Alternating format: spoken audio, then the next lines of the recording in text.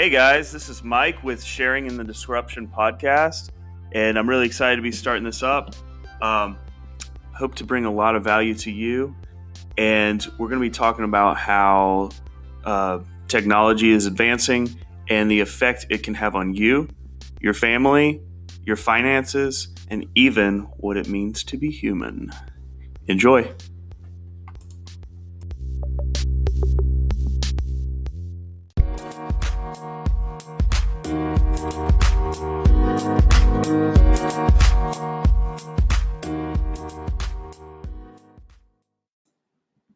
Drop it.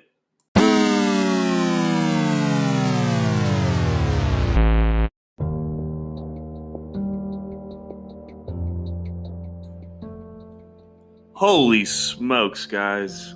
It's been a little while since I've done this podcast, and we've had a little bit of action in the stock market, a little bit of news going on lately. We've got some. I mentioned it in the last podcast, but the corona incident, I'll call it. I've heard that you're not supposed to be using the name. A lot of YouTube channels and stuff have been avoiding using the name, so I'll follow suit. But it was in the Chinese Republic, and kind of confined more to Asia. The last time I did this, I think we'd maybe had a few cases in the United States, but things kind of spread real quick, and it's really taking a toll on our economy now. I think we're still at the peak of the economy when I did this last, but luckily with the way I think, with the way hopefully you guys think, we're not reacting based off of these short-term events. We're not selling things off. We really have more of the long game in mind, and despite the huge drops that have happened, a lot of the stocks that I've been invested in personally, I'm not panicking. I'm not looking to sell any of them because I think the sectors I'm in are I don't think there's any threat to them really. A lot of people want to stay away from technology or minimize their risk to it because it's kind of like silver compared to gold. It's way more volatile. It spikes up really high, spikes down really fast. But the underlying fundamentals of technology, I think you don't want to be too invested in one company.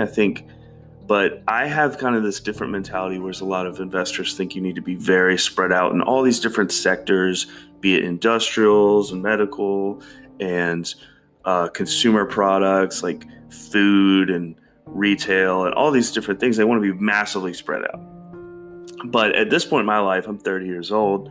I want to optimize. I want to take some risk, but also minimize my risk, obviously. So I think being well diversified within technology, and I think this old mentality of technology being a sector unto itself is a false line that's drawn.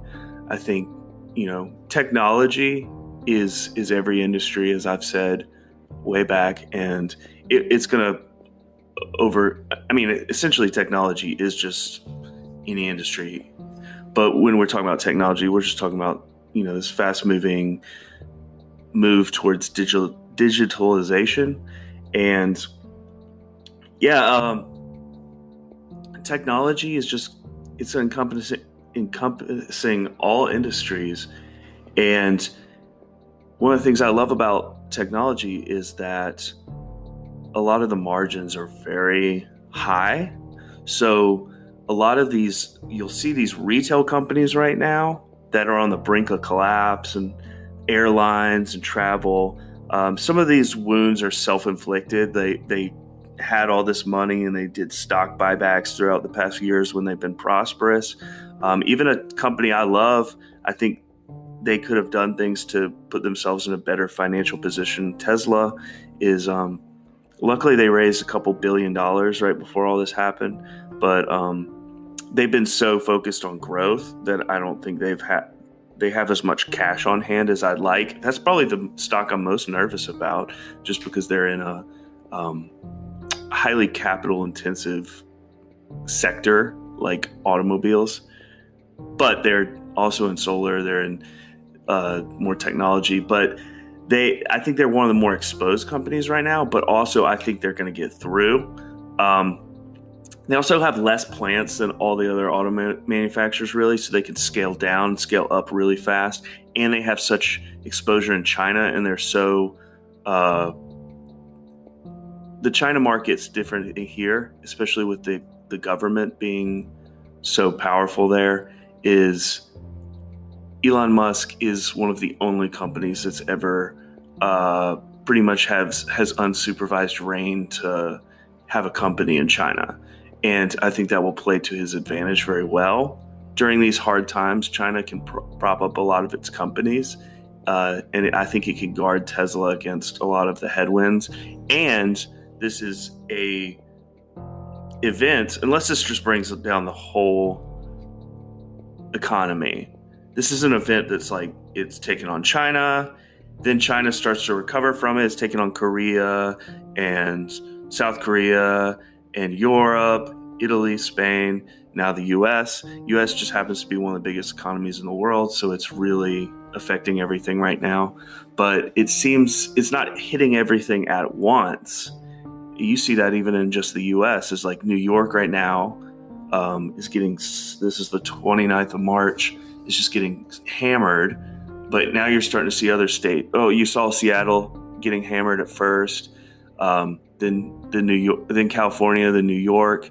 I think, Florida, New Orleans is everybody's kind of getting their turn under the heat lamp right now. And it just so happens that China is kind of open for business again. I mean, people are going to the Apple stores, the malls. And so Tesla is able to start ramping up their production of cars. Elon Musk here was trying to keep Tesla going for as long as he could. He said he was going to be in the factory. Once I think he realized he had to shut down, he was like, let's make ventilators. So he's trying not to stop. And now you're seeing a lot of these companies being forced to, like GM's being forced to make ventilators. But in the US, I think a lot of these automakers, I think companies like Ford and GM are really at risk. I mean, the government probably would just bail them out. Like, that seems to be kind of like what we do these days, is just, even if the company's not relevant, that's one of the few things I'll express my big views on. It's just like, I'm more of the mentality that survival of the fittest. And, if you don't make it, if you didn't, I think I kind of have differing views on this. Is I think some companies, like, there's nothing they could have done. Like, it was just like, they just got screwed. This giant thing happened. But there's other companies, like some of the main airlines, like American Airlines and the cruises. I mean, they've just been, paying their top CEOs and everything lots of money and doing stock buybacks, and then they didn't have a cash reserve, which they easily could have had. And if you're kind of living paycheck to paycheck, it's kind of like the average consumer is living paycheck to paycheck. But these companies are living paycheck to paycheck when they don't need to. And, I don't think we should bail out irresponsible financial planning. But I think a lot of these car companies are just really going to get slammed. The airlines, cruises aren't even, they avoid taxes by being, they register their business like in islands off the coast, and then they employ a lot of people that aren't even citizens just to cut a lot of costs, and they don't treat their workers well. So I really don't think we should bail out these cruise lines. And these are companies I would never invest in. But a lot of these technology companies just have big margins, and I'm very comfortable being invested in them. Software is a very amazing thing in that when you're producing a product, say you're producing a car, you have to have the factory, you have to have workers. They may have a union, they have, all these like pay and benefits, all this kind of stuff, which is a good thing. There's all these raw materials, resources, everything that goes into this. And Tesla falls under these rules too. But I do think they have the ability to have software like margins in the future with their ride share, when they have autonomous driving, with all the technology that's in their cars. So we'll see what happens. I think they could have their own app store. But with a normal car, I mean, you just got all these raw materials and you have to get it, and your margin. And then you have Tesla also has this advantage because they sell direct to consumer of the internet, and they make cars like as they're ordered. Like Ford, GM, a lot of these companies, they built up this dealer network. You got your car dealerships, and it was a incredible way. I think Henry Ford pioneered, I believe, a great way to distribute cars and take a lot of the liability off of the car makers. And because you got these people that kind of guarantee the purchase of these cars, and so it kind of takes some of the inventory off these car makers. But these dealer networks kind of started to unionize themselves after a while, and they've gained a lot of power. And I'm sure they're not doing well in this, but it's just knocked down the margins. Like if Ford and GM were selling direct to consumer, they could be pocketing a lot more of the money. But when you have these cars filtering through all these different networks and salespeople and everything, it really just knocks down the margins. So I think the people that make it through this economy are going to come out just crushing it. And I think we're going to go through some dark days, and the people that survive, the companies that survive, I think the tech companies, they just have a lot.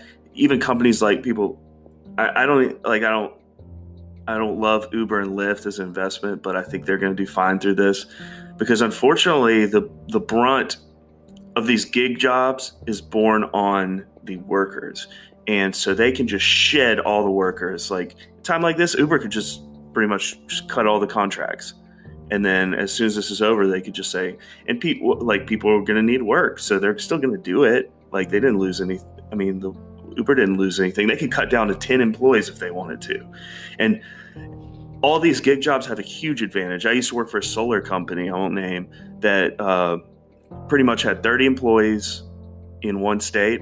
And they claimed to have like the fastest growing company and like thousands of employees. And they weren't employees, they were 1099 workers. And so I guarantee all those people, like I was a salesperson, I made 100% commission. So they didn't pay me a cent. I only got what I sold. So if you're not selling anything, they just cut ties with you. But they could shed down to 30 employees and just take all the money they have and just kind of live off of that until this is over. They can wait it out. Whereas a lot of these companies can't. You got companies like GE, and other major companies that they might have pensions, they have, benefit obligations, maybe they want to be an ethical business and try to keep paying their employees. They've got to keep the lights on, or they got to be doing something. Maybe they're paying rent on a building. A lot of companies just aren't paying rent right now. So I think a lot of these companies maybe don't make it out without a bailout. So and I think these companies that have these tight margins, like I think they should be helped for sure. Because it's not really their fault. They just can't. I mean, if you have 3% margins, like some retail companies really have terrible margins. But I mean, I don't know if we should be bailing out an industry that's dying anyway. Like big box. I mean, walk-in retail, like physical brick and mortar stores. That's been an industry on decline for a while now, and I think this is just kind of the death punch. You've got e-commerce, I think, was up to like 15 or 20% of total volume of sales. And I think e-commerce comes out of this a huge winner. And that'll be in the next segment. I'm going to talk about who are the winners and losers, and really just kind of focus on where we could be looking at for some investments. I'm 30, so I'll probably be focused more on like somebody my age that has plenty of time to put some money at risk. But I'll try to like cover some things. If you're older, if you're really close to retirement and you didn't expect this and it just dropped, I mean, you got to weigh, like, can you wait it out for a few years? I think it's going to recover, but then maybe you sell some things that are risky on right now is a good time to sell some things you really don't want to be in. Like if you're in cruise lines and airlines, now might be a good time to sell. I don't know. Like this isn't me advising or recommending anything, but I'm just saying something to think about is, it's on a bounce right now. I think people are getting this kind of false optimism, but it's called dead cat bounce. Is a name for, you have this just enormous, like, cataclysmic drop in the stock market, and it bounced off the ground, and people are like, oh, everything's taken off again. But like, I mean, okay, maybe there's a little more optimism, but I mean, look at it. Like nobody's out spending money right now. We're holed up in our apartment. Like we're getting like canned food. Can't go out to a restaurant. I mean, I'm just working. I know I'm personally, like, if you want to know what people are doing and you're like, like, have we recovered yet? Look at yourself. Like, that's the best gauge is, a lot of people are like, what should I invest in? It's like, look around your house. What do you use all the time? Oh, you listen to music on Spotify, Google, you search Google all the time, use Alexa. What kind of TV do you use? That's kind of things I like to think about. So if you're looking at the economy as a whole, it's like, do you feel like you're curled up in like a defense position, or do you feel like, oh, I'm going to go out and go spend some money, go hang out with some friends? Like, I mean, just, evidence based off of just yourself isn't maybe enough, but look at your friends on Facebook. What are they doing? Are they out doing stuff? If they're not, if they're holed up at their house too, then chances are that's what most people are doing. And so, if you're getting this bounce and like what you're looking around and it doesn't really match the reality that you're looking around at, then maybe that's a good time to get out of some positions, because, there's kind of false optimism. I'm not a pessimist, but, if you're getting a little bounce and there's nobody's out spending money, then it's probably going to come back down. And I think we're kind of in this for the long haul. I think we're going to see some little fake recoveries, and eventually we will make it out, but maybe a year, maybe less. All right. Well, in the next segment, we'll discuss some options we can be looking at for buying and how to take advantage of all this.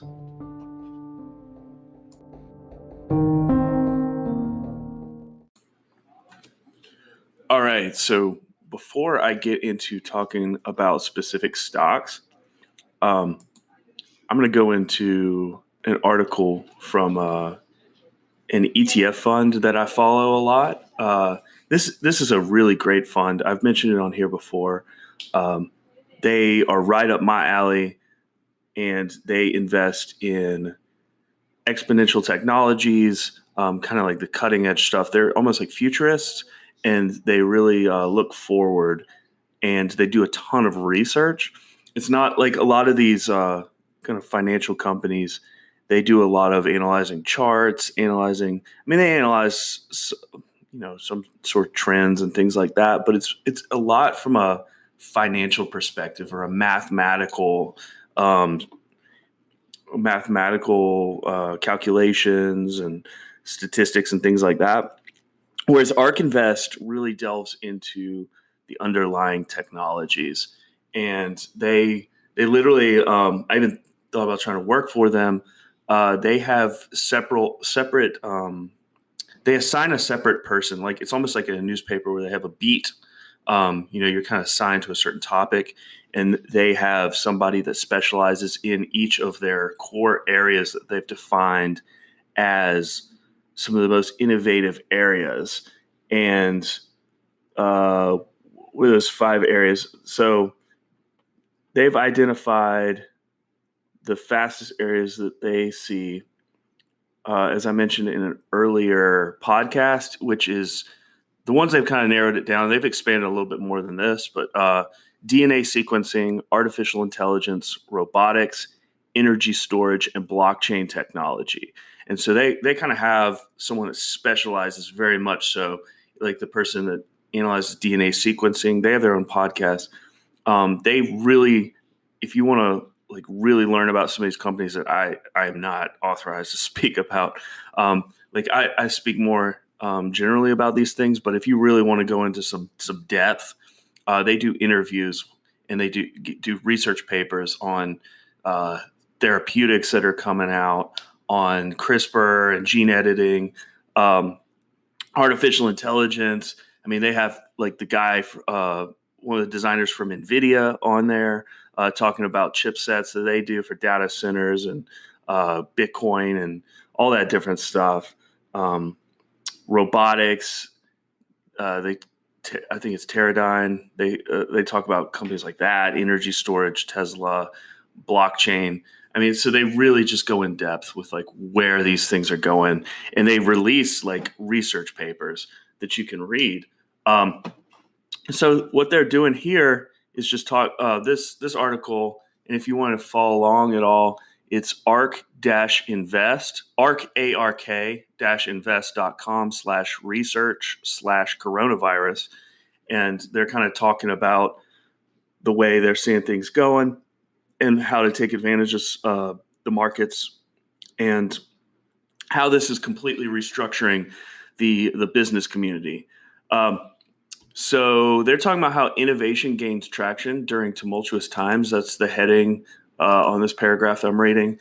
And it's just talking about like how like they're talking about 2008 and 2009, how you really had these companies that really came out of that. The companies that survived did very well after that.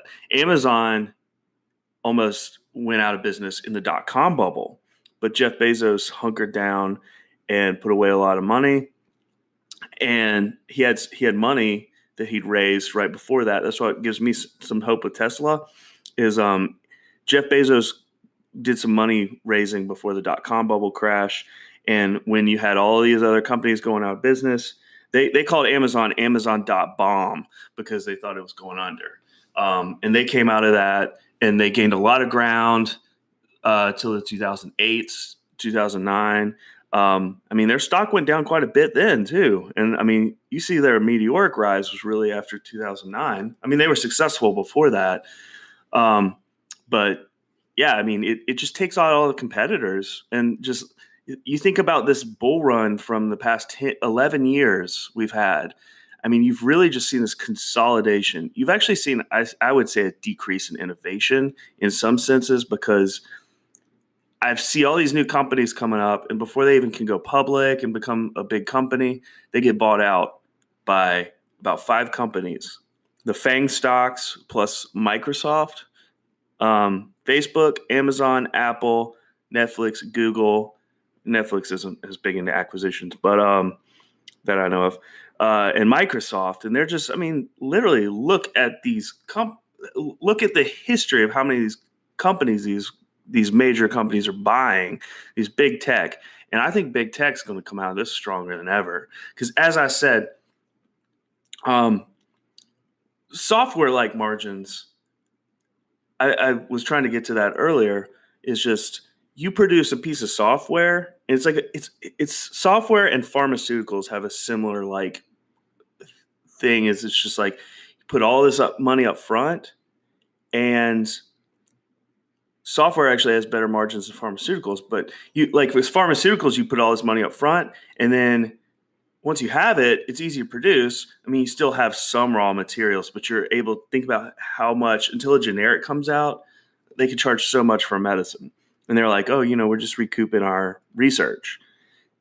Software is even better because they don't even have to produce a CD now. Like they produce something and they can put it in their cloud and then they sell you a license over and over and over. And it's just like they're just selling you data, which costs them nothing to distribute. I mean, you got infrastructure for cloud servers and things like that. But I mean, software just has incredible margins. And these companies are just, they've consolidated power for 11 years. And I mean, I, like, I think you need to oxygenate them. There's a podcast I listen to called Pivot, and the guy Scott Galloway talks a lot about how these companies would actually make more money if you broke them up. They'd be more valuable, especially to investors. Like Amazon, if you split it up, Amazon Web Services from Amazon Retail slash media.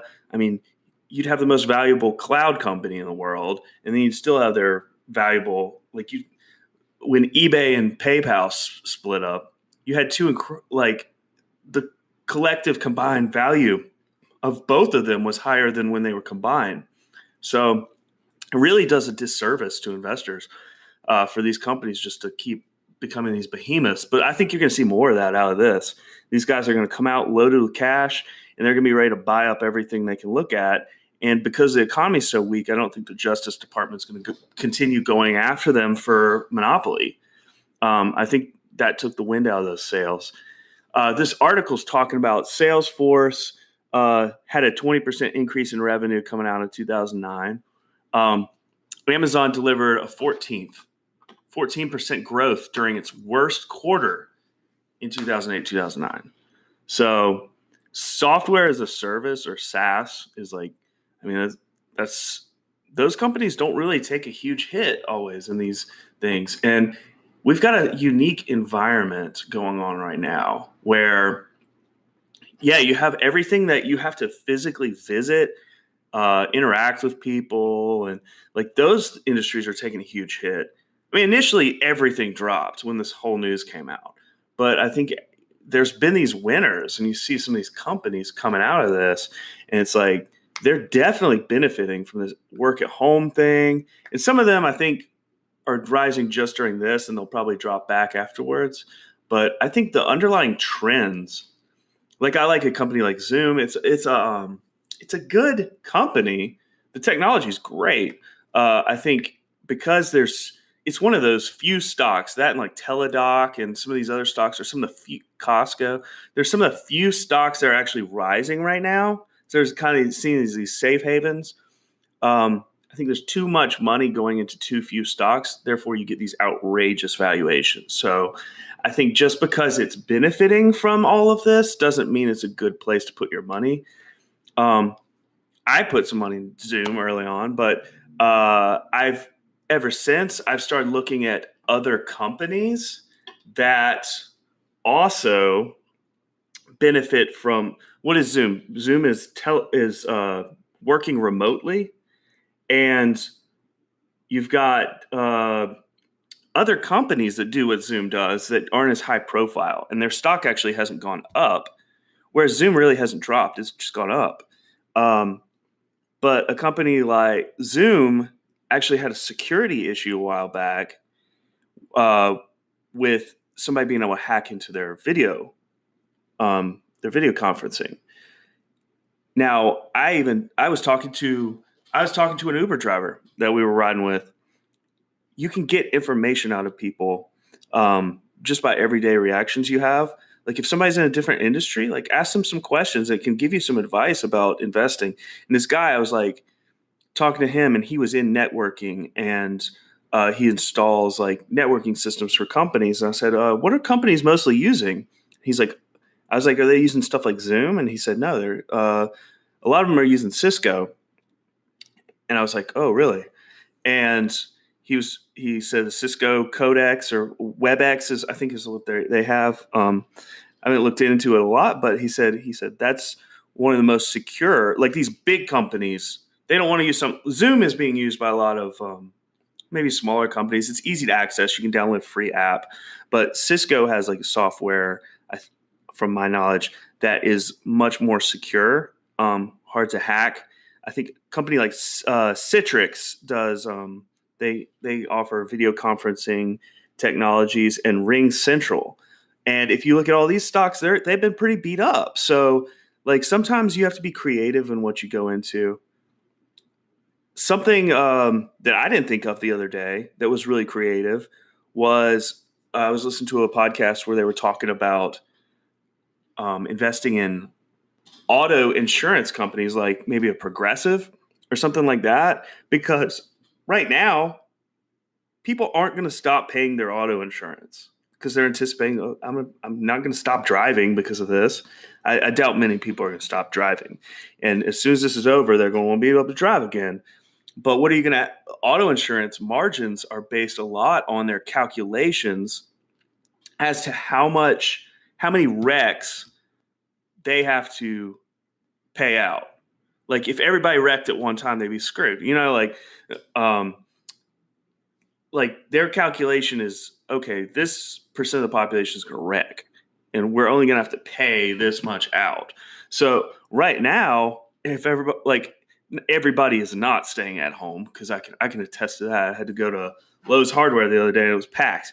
But if everybody was staying at home, they'd be doing even better. But the roads are definitely, I've been out at rush hour lately working, and the roads are massively, like there's a lot less people out. And so what's that going to do? That's going to bump up the margins on the auto insurance companies. So that's an interesting idea that I didn't think of that. And I thought that was very interesting.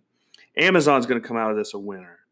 I mean, Amazon, like the durability of their supply chain, just the right reliability. I mean, we did have some issues. We ordered something in January. It never got here. So, I mean, Amazon's not perfect, but I think there's going to be a couple online retailers that come out of this hitting good. And I think Amazon, Walmart, definitely Shopify. Like those are three companies I think that they'll consolidate their power out of this. Shopify and Alibaba was the one I was trying to think of out of China. Maybe JD, that's another Chinese play. In China right now, maybe a good place to invest because the economy's still down, but China's recovering. They're in the recovery phase right now from the Rona situation. But Shopify, I love, and I want to do more content on, because Shopify is like the anti-Amazon in that I think a lot of these, Shopify was also already gaining like lots of dominance, because with this Amazon dominance, these small businesses, they run these brick and mortar stores they're making pitiful margins on, and then they're realizing they can make better margins by selling online. So what do? They go to eBay or Wix or Amazon. They got their products all over the internet. And increasingly, Amazon has just dominated that space. But Amazon is different than Alibaba in that Alibaba supports its vendors. They do whatever they can to kind of like bump up their vendors. Amazon has all these people on their platform, and it's kind of like they just know how much power they have. And they've gotten to this point where vendors have to go through all these hoops to sell for their Prime, which the Prime is that's like the gold standard if you want to sell on their platform. Amazon, I think, got too greedy, and I think it's a great company, but they have gotten into trying to make all their own products or make a lot of products. So you got the Amazon Basics line, and so what they're doing is they're starting to they're able to collect all this data. Like these small businesses aren't retaining their customers. They're Amazon customers. They're associated with the Amazon brand, but none of these products, half of the products or more on Amazon are from other people or just individual sellers. But Amazon's benefiting from that name recognition, and they're getting the name association with all the products. And for good or for bad, sometimes it's probably bad for them, because if bad stuff is allowed to be sold on their platform.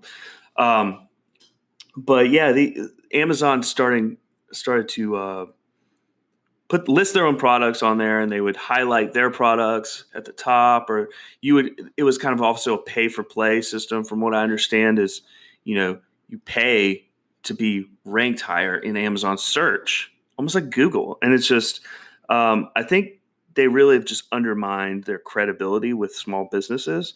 And I think that's when they go to Shopify. And Shopify is not a platform like Amazon. Shopify is like an infrastructure with like that's like hollowed out, and it like gives you like it's such a big company, it's growing, and it gives you that infrastructure. It almost gives you like this cloud Amazon like infrastructure without you having to put all that investment in. You just got to pay your monthly fee.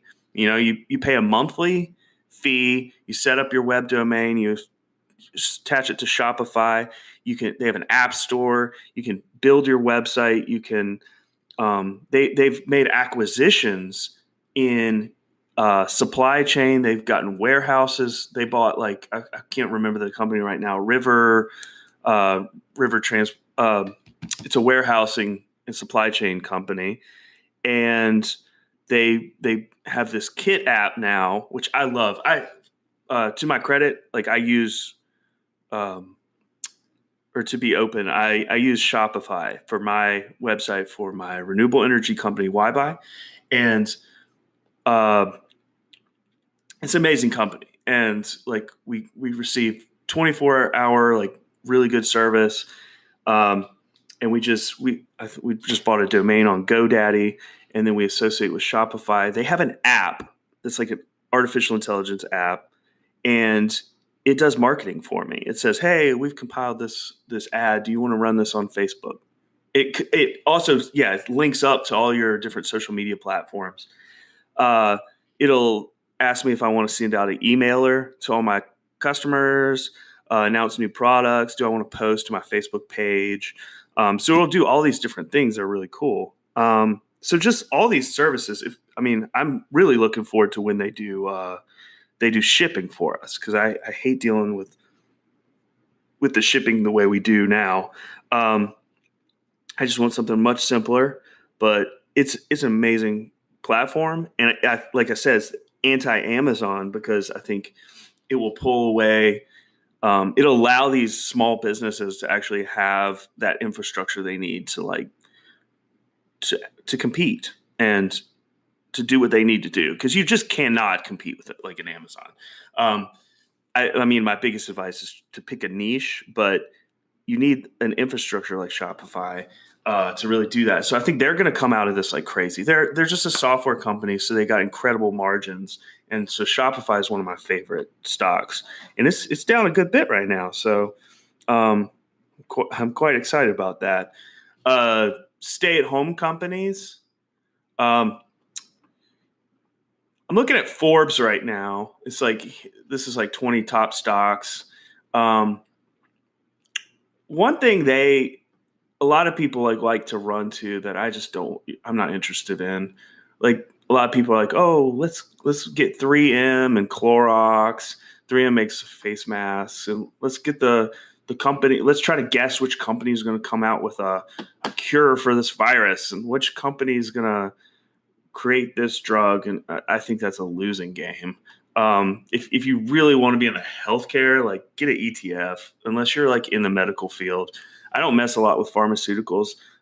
With ARK Invest, they do have an ETF that's about genomics and stuff. And I get an ETF because it's like 60 different stocks they've picked and done research on, because I don't know anything about that stuff. And enough to be dangerous, but not enough to make investment decisions. I'm not in the lottery, so I don't want to just throw my money away.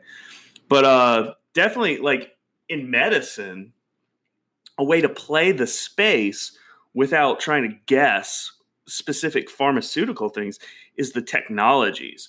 And something like Teladoc, which is telemedicine, where you can do a conference call on your phone with a doctor. You can get diagnoses and stuff, or rough diagnosis over the phone. Zoom is actually being used for talking to doctors. I know like stuff like Amazon Alexa, Apple, a lot of those are getting HIPAA. Is it HIPAA compliant, or where you can actually share medical documents over them securely?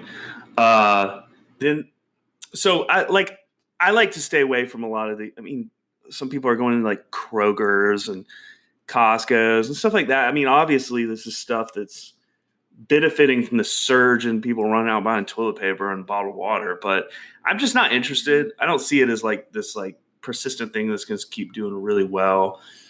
A reason you might get some of these is just because maybe they have good dividend rates right now. Is, I mean, if you're a big dividend investor, then some of these stocks like Clorox probably and 3M that pay out a decent dividend. If they're down a lot right now, they're going to pay up a higher dividend ratio. But I'm more into growth stocks for the future, and so those just don't interest me that much because I mean they're not going to. They're once this is all over, there's not going to be a lot of Clorox. There's just going to be a steady state Clorox sales, and face masks are going to drop off a lot. Work from home stocks, those include like Slack. That's used between workers to communicate. My company uses we use GroupMe, which is owned by Microsoft. Skype is also owned by Microsoft. A lot of these companies, I do a lot of research. Like when I see something being used a lot and I don't recognize the stock, I'll look it up. And a lot of times it's just owned by some giant behemoth that, I mean, obviously, like if a lot of people are using something like Skype, you have to think logically about it. How big of a company is Microsoft? I mean, I think Microsoft is a great stock to own in the long run, but people using like Zoom is going to benefit from this because that is their technology. But a company like Microsoft, if they own, I'm seeing like how many $1 billion they're worth.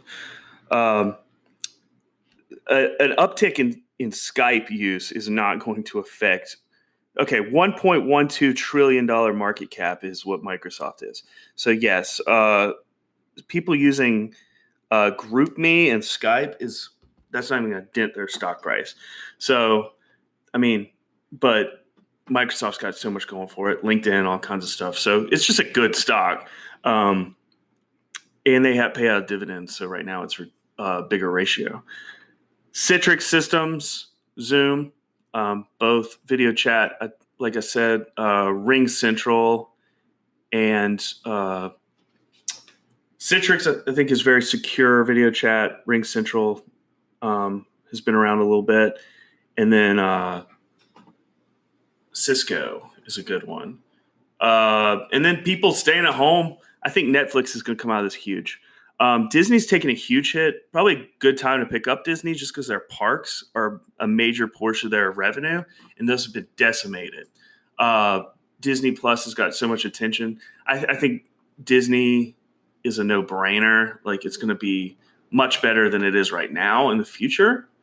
But that said, I'm way more excited about Netflix because Netflix, I think, has done the best job out of all the streaming companies. Like I said, I'm very bullish on Roku. That's a stock I've been very much chasing. I don't even own Netflix right now. Just hasn't. I felt it was too highly priced. And it just didn't seem that exciting to me. I think Roku has the most potential out of all the streaming stocks, which are benefiting from all this. But I think Roku doesn't really produce much content. It does some. It has a channel that puts some content that with ads.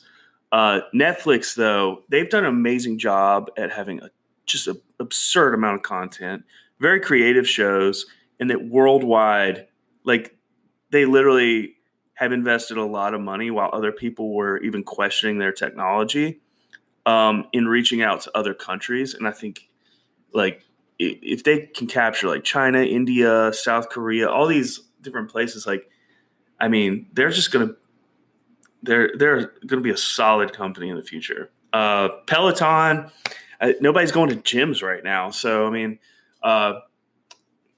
it may be crazy to pay $2,000 for a bike, but I think they can have they have like software like margins. They have a high-end product like an Apple phone, and then they have this screen that you can interact with your friends and play music. I don't know if they have like apps and stuff, but like you pay this monthly service. So I mean, they get these software margins.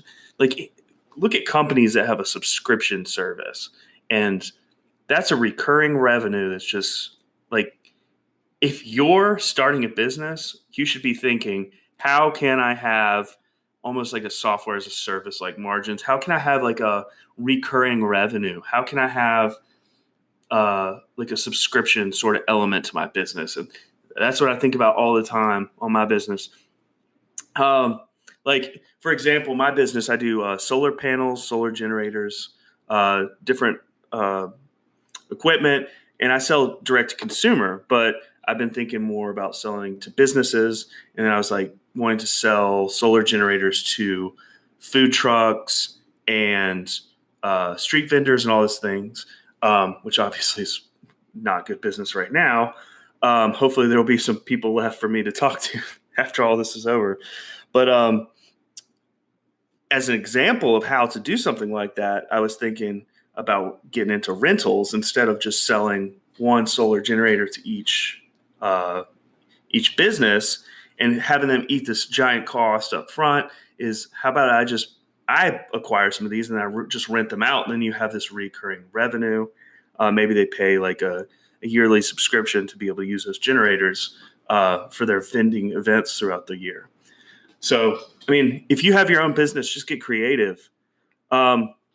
Electronic, like video game stocks, I think that's smart no matter what right now. I think stuff like Sony, Activision, Blizzard, Electronic Arts, Take-Two Interactive, Huya. I've been looking at a lot of kind of stocks that have a lot to do with esports because I think that's going to be enormous in the future, and especially as you've had the legs chopped out from under traditional sports right now. I think you're going to see esports really take off. Who is it? Tencent. They own Fortnite. I mean, that stuff has just gone so crazy, berserk, and I don't fully understand it, but you follow things that are really just taking hold culturally. Telecom companies. I'm still reading from the Forbes article. Is like AT&T and Verizon. AT&T has a ton of debt, though. I mean, they have good dividend, but I think that's a threat in all this. I just don't like AT&T has DirecTV, which is like drag on their finances. Verizon just hasn't done anything amazing in a while. They're all going to benefit from the 5G. I think communications has been an undervalued space for a while, and I think T-Mobile is a pretty interesting company as far as that space goes. Their stock has gone pretty crazy like in recent years, and they have their acquisition with Sprint, and they have a lot going for them. They're a smaller company. They have a lot more room to grow, and so I think T-Mobile is a very interesting thing that could come out of this. Electronic payments have done – I think they're going to do very well through this. Like, try not to touch anything.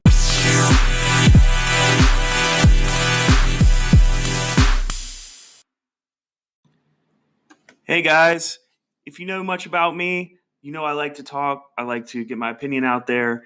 And up until recently, I was late to get into the podcast game because I just thought there was a lot of hurdles and difficulties to it.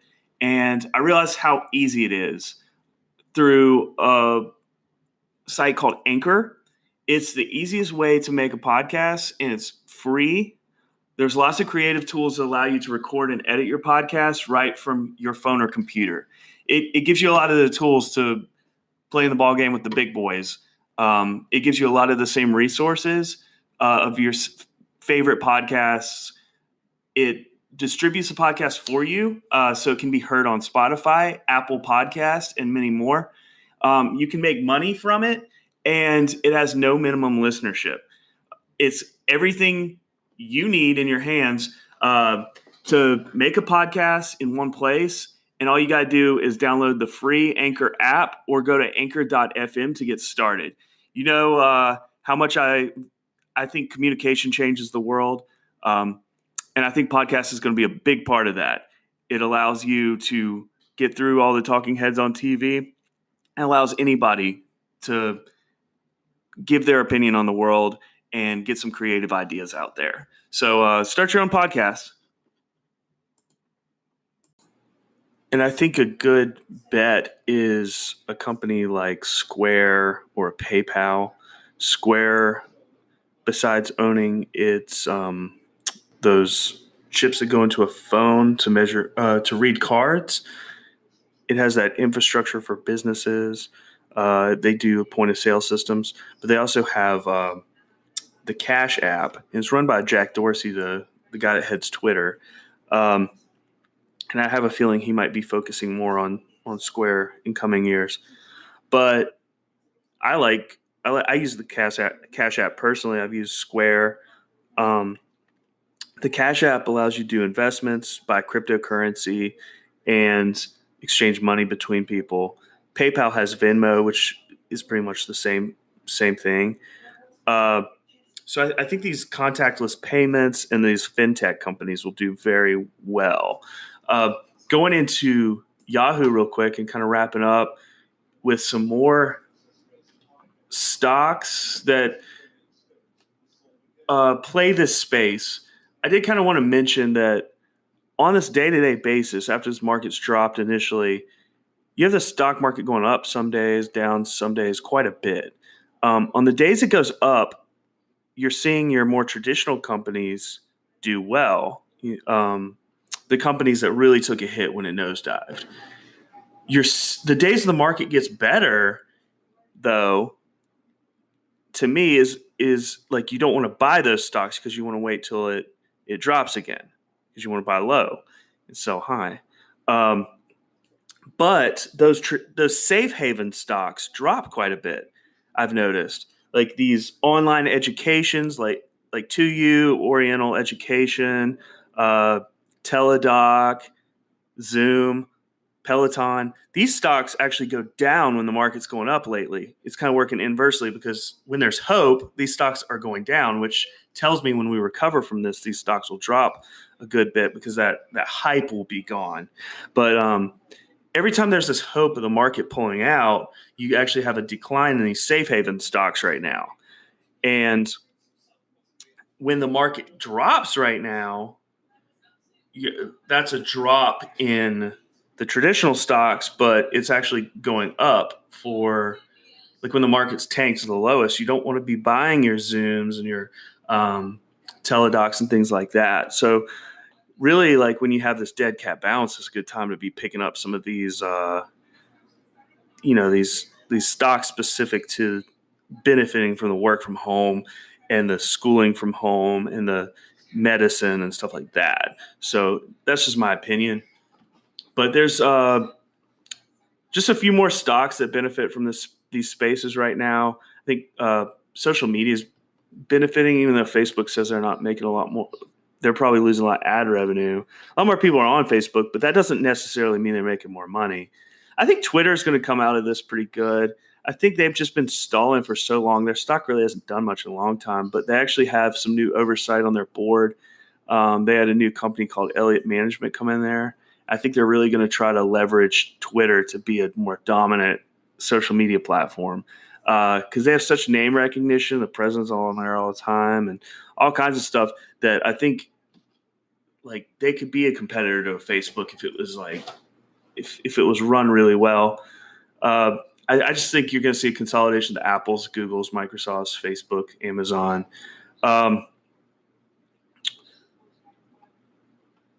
Dropbox, a lot of people are using that right now for cloud storage.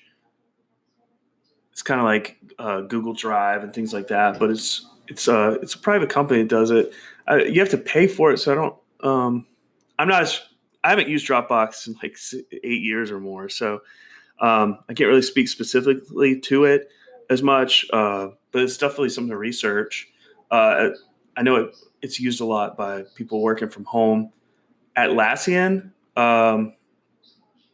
that's a company that can just benefit from digitalization of work from home. It has a lot to do with team collaboration and productivity. I think Microsoft's huge, though, for all of this is because Microsoft has Teams. Microsoft has LinkedIn. They have Skype. They have GroupMe. I mean, they just got all of these different resources. obviously Excel and all that kind of stuff. But I mean, this is what they're built for is networking businesses together. So they're not going to let that drop. There's a company called Box. They do cloud content management. DocuSign, I think they do e-signature solutions. That's a company that's definitely going to do very well from this. Salesforce, Oracle, like I said, Cisco. I just think a lot of these tech companies are solid bets. Like, there's a reason a lot of these tech companies have not dropped very much. You look at how much some of these cruise lines, planes, industrial companies have just gotten decimated. I mean, those are the companies with the best deals. There's not a ton of there's not as many good deals per se with these tech companies right now, just because, I mean, they do really well with this work from home situation. I mean, they don't have as much on the line. They don't have as much debt. So investors know this, and that's why they haven't dropped them in valuation as much. Abbott, this is interesting. I saw this. I like TechCrunch a lot. TechCrunch tells me when there's a lot of acquisitions and mergers in companies. That's something I like to keep up with. And Abbott, this is saying Abbott produced, this is maybe a medical company I might look into, that Abbott produced an FDA-authorized COVID-19 test that doesn't need a lab and can produce results in just 5 minutes. So, I mean, that's pretty interesting. And TechCrunch has a lot of interesting stuff like that. It's a good kind of thing to follow a lot of these trends of stuff that I'm seeing that I like to tell you guys about. But you really, I mean, all the indexes are down quite a bit. The S&P 500, Dow, NASDAQ, Russell. The NASDAQ, I would guarantee you, is not down nearly as much as the Dow. My computer's flipping out on me. But the NASDAQ has a lot more of the tech companies that it's very heavily weighted in tech companies that just aren't going to be as affected by all of this. The Dow's a lot more industrial companies that are heavily affected.